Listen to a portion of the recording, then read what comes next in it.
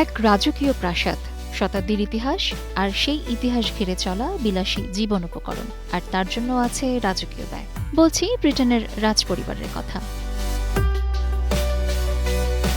সম্প্রতি প্রকাশ হয়েছে ব্রিটেনের রয়্যাল ফাইন্যান্স রিপোর্ট।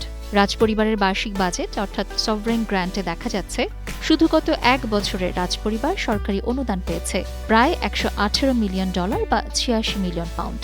আমাদের হিসাবে 1439 কোটি 3 লাখ টাকারও বেশি। চমকে যাওয়ার মতো হলেও এটাই সত্য। এই অর্থের বড় অংশ ব্যয় হচ্ছে রাজপরিবারের দৈনন্দিন ব্যয় ও কর্মচারীদের বেতন আর বাকিংহাম প্যালেস সংস্কারে। বিপুল খরচের লাগাম টানতে রাজপরিবারের একটি ঐতিহাসিক অধ্যায় এবার শেষের পথে।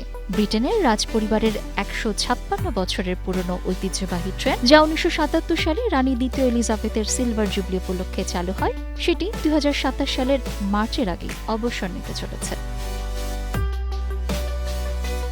রাজপরিবারের অভ্যন্তরীণ পর্যালোচনায় উঠে এসেছে ট্রেনটি রক্ষণাবেক্ষণ ও আধুনিকায়নে যে খরচ হবে তার তুলনায় এর ব্যবহার অনেক কম। তাই ট্রেনের পরিবর্তে এখন হেলিকপ্টার ও অন্যান্য আধুনিক যানবাহন ব্যবহারে জোর দেওয়া হচ্ছে। গত বছর রাজপরিবারের হেলিকপ্টার ব্যবহারের প্রতি সফরে গড় খরচ ছিল 3,370 পাউন্ড, অথচ মাত্র একটি ট্রেন সফরে খরচ হয়েছে 44,822 পাউন্ড, যা বাংলাদেশি টাকায় প্রায় 70 লাখ। শুধু ট্রেনকে অবসরে পাঠিয়ে খরচ কমানোই নয়, এবার রাজপরিবার পরিবেশ রক্ষায়ও সচেতন হচ্ছে। রাজা চার্লসের ব্যবহৃত 2টি বেন্টলি গাড়ি বায়োফিউলের রূপান্তরের উদ্যোগ নেওয়া হয়েছে। আরও বেশি মাত্রায় সাস্টেইনেবল এভিয়েশন ফিউল অর্থাৎ সবুজ জ্বালানি ব্যবহারে উৎসাহিত করা হচ্ছে।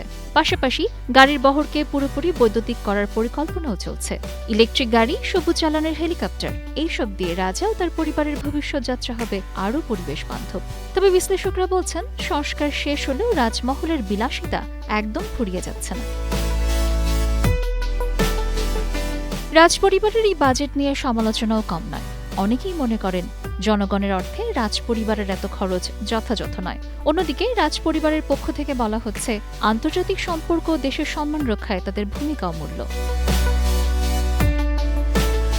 রাজকীয় ট্রেনের অবসর, বাজেটের হিসাব নিকাশ ও পরিবেশ বান্ধব উদ্যোগ, সব মিলিয়ে ব্রিটিশ রাজপরিবারের সামনে এক নতুন যুগের সূচনা। শতাব্দীর পর শতাব্দী ধরে টিকে থাকা এই রাজতন্ত্র তার খরচ কমালেও আভিজাত্য যে কমবে না তা বলাই বাহুল্য। Sabina Sultana, star news.